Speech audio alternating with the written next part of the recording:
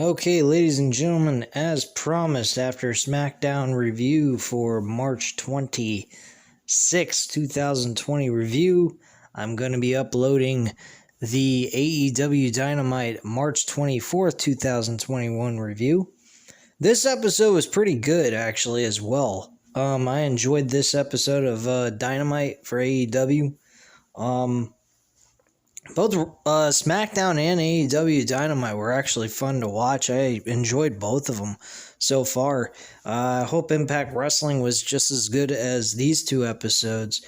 Raw, I don't even dare want to touch or go near or even see how that show's going because, quite frankly, that's just lazy booking, lazy creative, and just a terrible, terrible fucking show that I don't even want to go near. But yeah, this episode wasn't bad. The main event was for the AEW TNT Championship belt, with Darby Allin defending it against John Silver, which was a really decent main event matchup. I had a lot of fun watching this match, but one of the other matches that kickstarted the show that was a really good match was Matt Sydal competing against Kenny Omega for the AEW World Heavyweight Champion. It wasn't for the World Heavyweight title. It was a non-title match where if Matt Sydal won, he would have gotten a world title match the next week. Fortunately enough, the match ended up being Kenny Omega being the winner of the matchup itself. So I'm very happy that they didn't go with Matt Sydal winning this because I would have been extremely pissed off. I think that would have been a real stupid thing for them to do. Alright, so from there,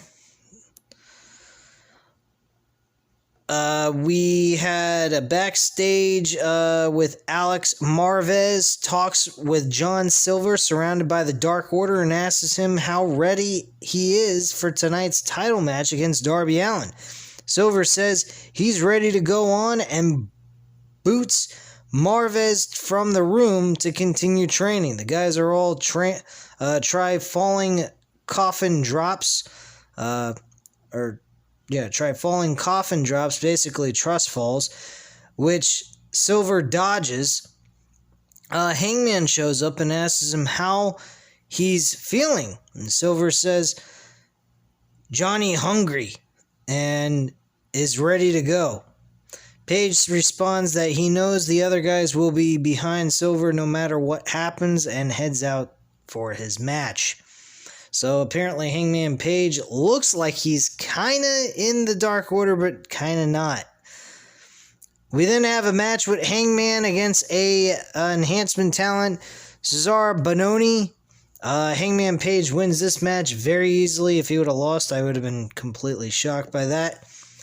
In a random warehouse, though, we had Lance Archer.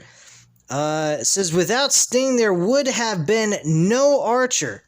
Lance says, with the bat, everybody paid close attention to Sting back in the day. Archer says, now people are going to pay attention to him. Or the World's Wars, what am I talking about? Or the walls are going to come crashing around them. Kind of sounds like Chris Jericho. Almost with that comment. People will remember his name, and sooner or later it will be showtime. Okay. So apparently we're getting Lance Archer showing respect for Sting. At the same time, it looks like we're building towards a Lance Archer versus Sting matchup, which I wouldn't be against, but is it really necessary? Do we have to see Lance Archer compete against Sting to get Lance Archer over? I don't think so. I think a match with Darby Allin for the TNT Championship is good enough for them to do the right thing by him and build him some momentum leading forward and eventually becoming a World Heavyweight Champion within AEW. At least then you get a TNT Championship run, which I would not be against. I think the right guy to beat Darby Allin for the title would be Lance Archer in this situation. So last week, Thunder Rosa talks with Tony Schiavone about her big victory over Britt Baker in their Lights Out match. Rosa was thankful for the match and being able to show women wrestlers should be put over all over the world. Okay, great. Britt Baker cut a very good promo after this little segment. On stage, Tony Schiavone's with Britt Baker. He tells everyone they should give a round of applause for one of the best matches they have seen in AEW. Wouldn't say that, but one of the best matches AEW women wrestlers have put on in AEW's history. Baker didn't think they were loud enough, considering how much she gave last week. She says the fans don't give her enough respect, just like Thunder Rosa didn't. Rosa should be thanking her because everybody will remember her after she was part of history that Baker wrote with her own blood, which is very true. But Britt Baker was amazing in that match. I have to admit that. She did a lot for that match, and so did Thunder Rosa. They both did very good together. They have very good chemistry, may I add. Baker brought up Rosa saying she put the women on the map but why is everybody talking about Britt Baker? Brett brings up Mick Foley giving her a thumbs up. She says it took him 20 years to be a hardcore legend and she did it in one night. She pretty much told Mick Foley to fuck off, which I thought was pretty funny. Baker continues that Tony Khan is looking for every legend he can find, but he has one standing here under his nose. Awesome fucking comment. I put AEW on the map is the closing segment of what she had to say in that promo. I gotta admit, Britt Baker was very good in this promo. She's been very good in the last couple of weeks. To be quite frank with you, I think she's got her big break with Thunder Rosa's help. I think Thunder Rosa did her a lot of good to get her in my good graces at least. So, there you go. Dasha talks with Christian Cage, who's hanging with Varsity Blondes and Dayton Martin. Cage says they were just talking shop and about the trio's upcoming match tonight. Frankie Kazarian shows up and tells Cage he has time for them, but doesn't say hi to an old friend. I don't know what the fuck this guy was writing on this fucking Wrestling Incorporated. Kazarian notices Cage's shirt and says that it's been his thing since he's been here. He wonders when the work actually starts for Cage. Nice comment.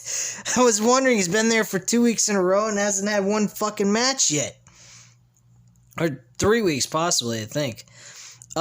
Cage tells him he knows how good Frankie and the work starts next week.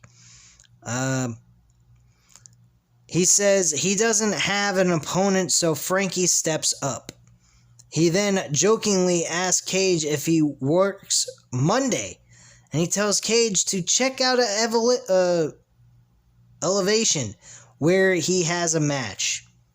So yeah, that was kind of a funny one. He was taking a shot at WWE Raw. Thought that was pretty neat. So, Varsity Blondes and Dante Martin versus FTR and Shawn Spears in a 6-man tag team match. Folks, there was a lot of 6-man tag team match, which is hinting us to realize there's a purpose behind all these 6-man tag team matches here tonight, from this episode, I should say. There's going to be a 6-man tag team championship belts. That is definitely coming, and the team that's going to win is going to be the fucking Pinnacle. They're going to win the 6-man tag team titles. I think it's the best thing for FTR and Shawn Spears. FTR does not need to go back for the tag team titles right now. Give some time to the Young Bucks to carry the tag team titles and have some reigns, some title defenses in this reign that they're having right now before they go back to FTR and the Young Bucks. I I think that's probably the best bet to go with. Not to mention FTR and Shawn Spears working together as a team, I think would be absolutely great and bring some notoriety to the Pinnacle as well, and give some notification to the fans what Pinnacle is all about. Basically, they're fucking all about championships, and they're gonna win them all. That's what I would do. They need to make them kind of, I don't know how to put this, but possibly make them look just as good as the Undisputed Era. I think it would be great if there was some way we could actually have a crossover matchup between the Undisputed Era when they were together. They're now split up from what I've heard in the last couple of weeks. But it would have been kind of cool to see the Inner Circle versus Undisputed Era. I think that would have been a fucking great match if they could have made that match happen. But that's just fantasy booking in my opinion. Well, it's not my opinion, it's a fact. That's fantasy booking. But yeah. Shawn Spears and FTR win this match in a very decent 6-man tag team match, giving them some notification they are for real. So post-match, Tony Schiavone heads into the ring to talk with the group, and Wardlow hits knee strike on Pillman and sends him out to the rest of his tag team partners, screaming "You suck," a "You suck" chant from the crowd as Tony introduces the group. Wheeler grabs the mic and says they aren't just a group, they are a family. Hardwood then brings up Santana and Ortiz. Says they have done well for themselves, but they don't fool FTR. And he then says Inner Circle do too much comedy, and this is professional wrestling. MJF makes a fat joke about Chris Jericho, and he then tells them to come out and fight right now. MJF says they are terrified and won't be out. Tony says MJF knows full well that they are hurt and can't even come out at this point. So they're continuing to sell the injuries, which I appreciate. Wardlow puts his hand on Tony's shoulder. MJF asks him if he has something to say, and then Tony says, quiet. MJF then says next week he has a gift for them because when you're in the Pinnacle, you're always on top.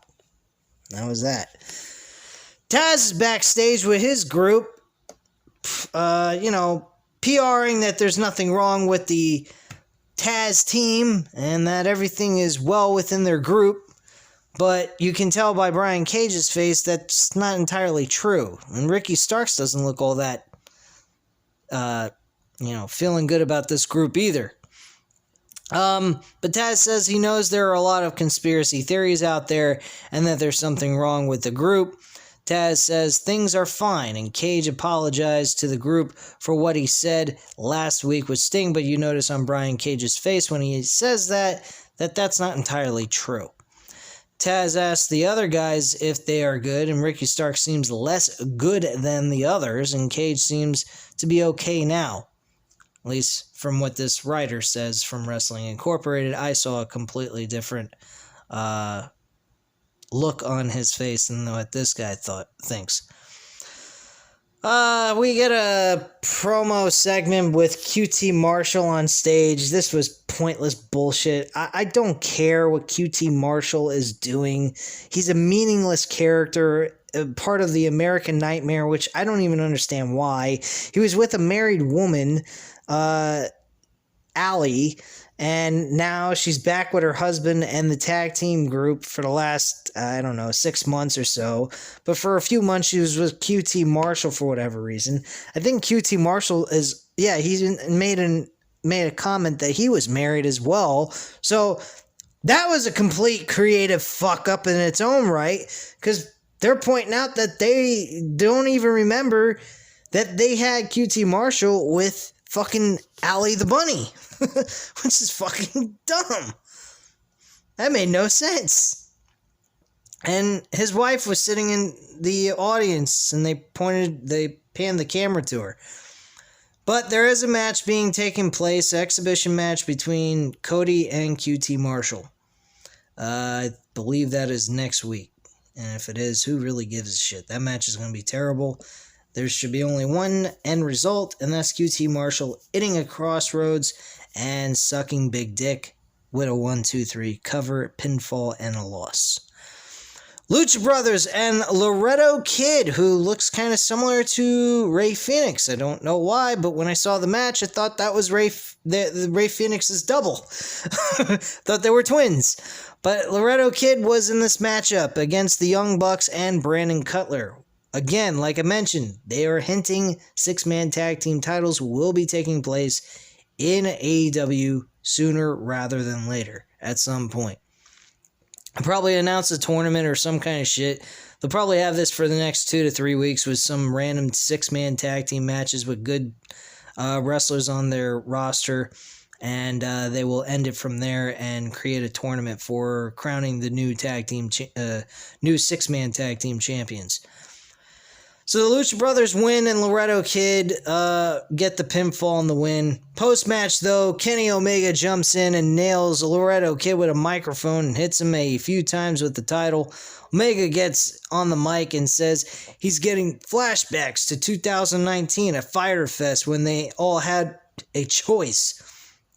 Omega says 3 years ago he had a choice. He could have stayed at home with the people that loved him, which was New Japan Wrestling, which I don't know why he didn't. I think he was great there.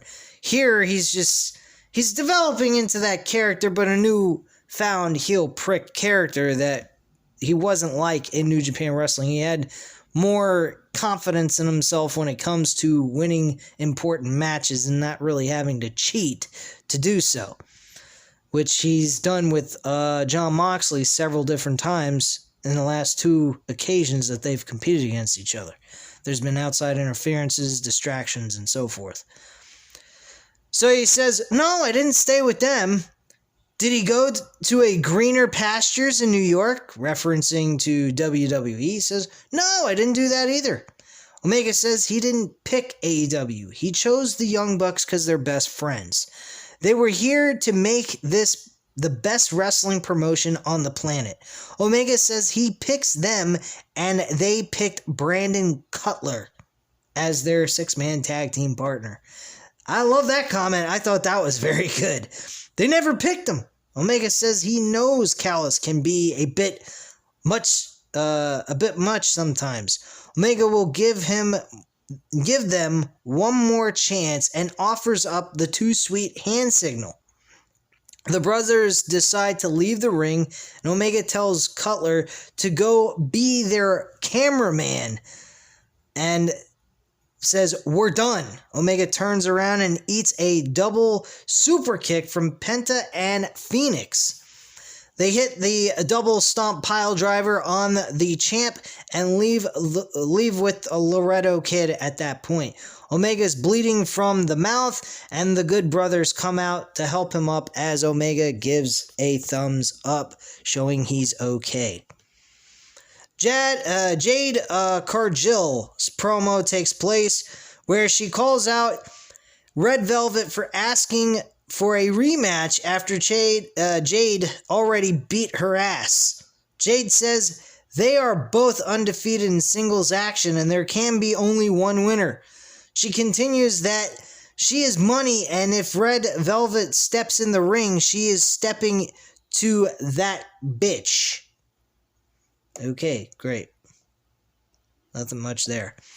Last week, we see Eddie Kingston get an ankle crushed with Good Brothers, and Omega wrapped a chair around it and stomped down on his leg.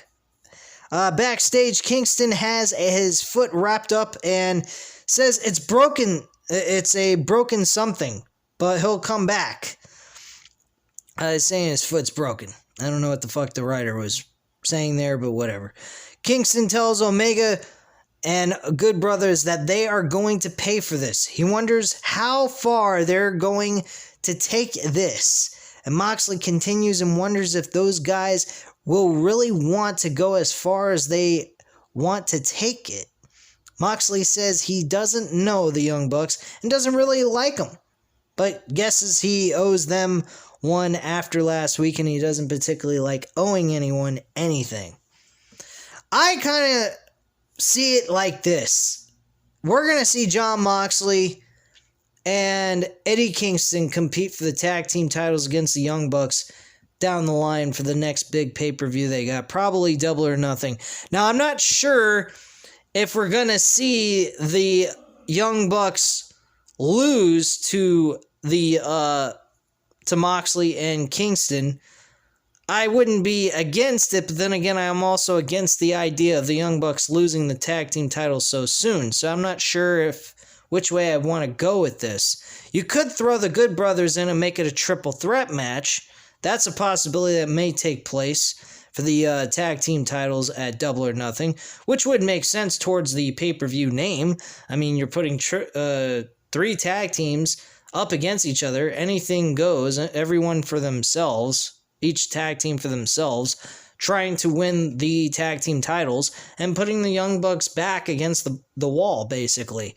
I think that's a great way to equal out towards the title of the pay-per-view. So I guess maybe that would be a great idea to do anyway and make it a triple threat match for the tag team titles. That's what I probably would go with.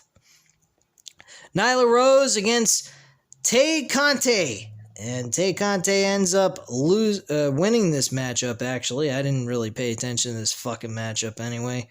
Didn't really care. Tay Kante beat Nyla Rose. Nyla Rose is a fucking bum. They made her look like shit.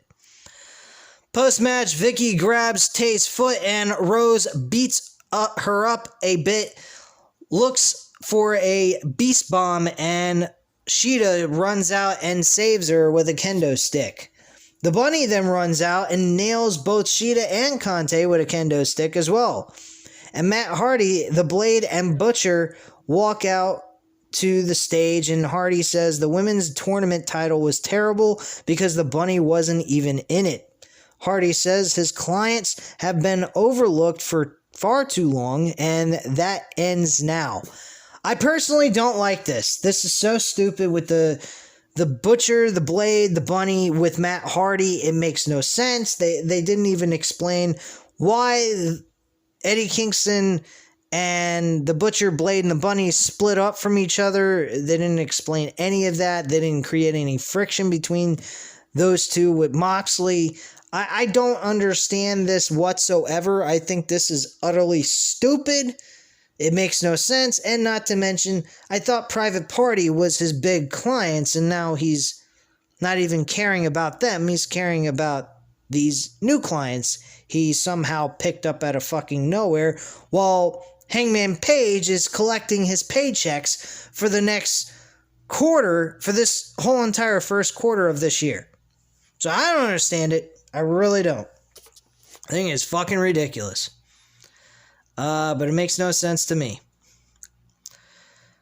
We get Scorpio Sky promo says he's getting screwed over and over again in AEW. He says he's tired of being called underrated. He is the face of the Revolution, and Monday's Dark Elevation is till be Sky and Mike Sydal. And he plans on kicking Mike Seidel's ass, and if Matt Sydal gets involved, he's going to kick his ass too. That was basically that. Darby Allin faced John Silver, and he defeated him in that matchup and retains his TNT Championship. Post-match, Sting walks into the ring and lifts up John Silver. Allin offers a fist bump, and Silver gives it back to him. Matt Hardy pulls Allin out of the ring, and an all-out brawl breaks out with Hardy's guys and Dark Order involved. Allin hits a suicide dive on Hardy.